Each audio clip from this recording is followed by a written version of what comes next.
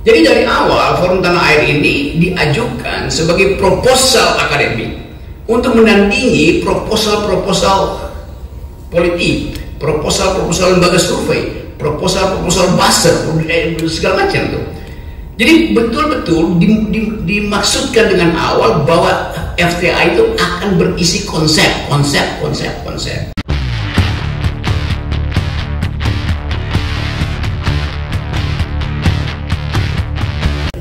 Ketika pembubaran paksa beberapa waktu yang lalu di forum yang sama, wartawan tanya saya apa hubungan Rocky Gerung dengan FTA.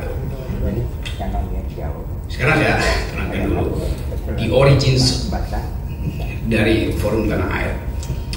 Suatu waktu beberapa tahun lalu, Tata, saya ada di New York kasih ceramah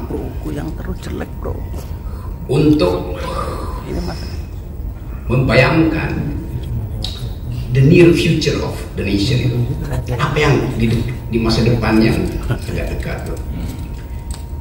Sebelum kita ngomong itu, saya pergi ke Blue Ridge Mountain di Virginia, hiking di situ. Karena ada lagu yang saya suka itu, Country Road, take me home to the place I belong, West Virginia, Blue Ridge Mountain, take me home, country road. I hear her voice in the morning hours, she calls me. The radio reminds me of my home far away. And driving down the road, I got a feeling that I should have been home yesterday. Jadi lagu itu karena saya suka dari awal SMA,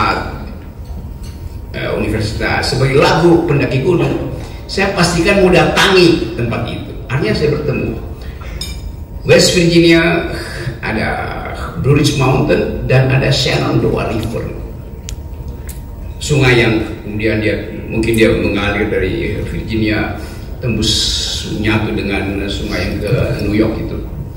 Jadi di situ saya mempelajari asal usul perbudakan di Amerika. Di situ pertama kali budak-budak itu dikumpulkan di sebuah port di pelabuhan sungai yang panjangnya mungkin 200 meter lebarnya itu. Di situ ada museum yang mengingatkan kita tentang manipulasi hak asasi manusia, tentang upaya orang kulit putih ini untuk menganggap bahwa kalian itu hanyalah barang the African, yang kemudian American African ini. Jadi ide itu juga menunjukkan bahwa ada tanggung jawab dari dunia beradab untuk minta maaf pada mereka yang disakiti hanya karena peristiwa politik itu. Arogansi Amerika masih ada sekarang. Arogansi itu kemudian dianggap sebagai pelindung dari arogansi Israel. Arogansi itu ada di dalam bentuk ekonomi. Arogansi itu juga muncul di dalam bentuk ideologi itu. Tetapi oke, kita anggap bahwa semua orang Amerika sebetulnya diaspora dari seluruh negeri di dunia ini.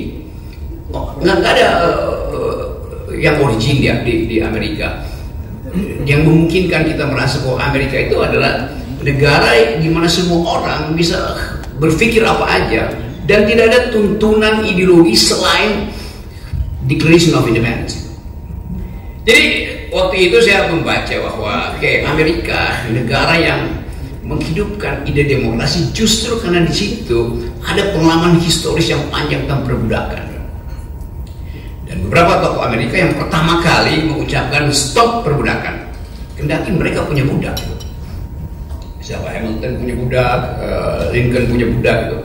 Jadi saya mau mencoba memahami kenapa misalnya orang semacam Tocqueville, siapa nama lengkapnya tuh, Reverend Alexis Tocqueville yang menulis beberapa buku yang Demokrasi in Amerika. Ada Profesor Kusnul sini menemukan bahwa demokrasi itu adalah habits of the heart. Demokrasi itu datang dari kebiasaan manusia itu untuk menghasilkan peradaban kesetaraan itu. Dan kita pada waktu itu saya coba menganggap bahwa kita harus hasilkan kembali regain demokrasi di Indonesia. Lalu saya ketemu Tata, ketemu almarhum Aji, beberapa tokoh, Fahmi segala macam. Lalu sebelum saya berangkat pulang ke Indonesia, masih mampir dulu muter-muter Amerika itu, kita ngopi di warung kopi, kebanyakan warung kopi Yahudi lah di situ. Hanya gitu, bagel, ngopi-ngopi. Lalu kita pikirkan apa yang bisa mengikat kita supaya ide tentang Indonesia yang berpikir, ide tentang Indonesia berkeadilan, ide tentang Indonesia yang percaya pada persaudaraan bisa diaktifkan segera. Tentu bagaimana nih? Mungkin itu banyak betul intelektual di Amerika, di seluruh dunia. Kita bikin aja forum tanah air tuh. Jadi kata forum itu tidak mengikat secara formal. Siapa saja boleh ikut forum itu. Tanah air tentu untuk mengucapkan janji kita yang ada di luar tanah air untuk kembali ke tanah air dalam bentuk kritik, dalam bentuk proposal perubahan. Jadi dari awal forum tanah air ini diajukan sebagai proposal akademik untuk menandingi proposal-proposal politik, proposal-proposal lembaga survei, proposal-proposal buzzer, segala macam tuh. Jadi betul-betul dimaksudkan dengan awal bahwa FTA itu akan berisi konsep. Karena itu kita kumpulkan, akhirnya dalam waktu yang tidak lama terbentuk jaringan selima benua ini kan. Jadi itu ide dasarnya, itu the origin of the ideas of forum tanah air itu. Tapi kemudian forum tanah air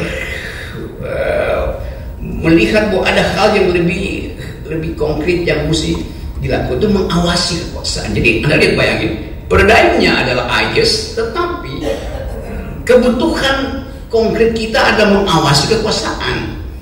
Pada itu kekuasaan Jokowi. Jadi ide politik, daily politics, current politics akhirnya juga masuk menjadi kepentingan kita. Itu dasarnya tuh, supaya nggak ada lagi pertanyaan kenapa forum tanah air berpolitik, padahal idenya adalah desain konseptual. Kenapa forum tanah air dihasilkan justru dari Amerika, dianggap ini adalah bagian dari cawe-cawe kaum liberal atau libertarian? Bukan. Jadi sebetulnya sejarah ini menunjukkan ada kepentingan dari teman-teman di luar negeri yang tidak mampu mengakses secara real time apa yang terjadi di Indonesia dalam bentuk gosip segala macam. Tapi kemudian ide yang hendak kita selundupkan ke Indonesia, ide yang hendak kita investasikan ke Indonesia itu tidak disukai oleh kekuasaan. Kan harusnya kekuasaan berterima kasih karena ada audit eksternal di dalam politik, itu dari luar. Mereka cuma ingin audit internal. Mereka yang belajar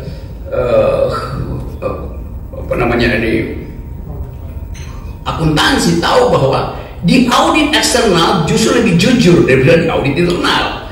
Jadi mestinya pemerintah menganggap bahwa forum tanah air ini ada sounding board yang memberi semacam kalau tentara bilang army readiness, kesiapsiagaan setiap saat, kan begitu maksudnya kan, ada istilah itu. Jadi kita forum tanah air juga army readiness di dalam ide itu, tapi kemudian dimusuhi itu. Ya mungkin karena ada Refli Harun, ada Eri Mulyadi, ada Pak Gatot, udah pasti itu kan, dan semua hal yang kemudian disinopsiskan sebagai ini bajingan yang hendak mengacau negara.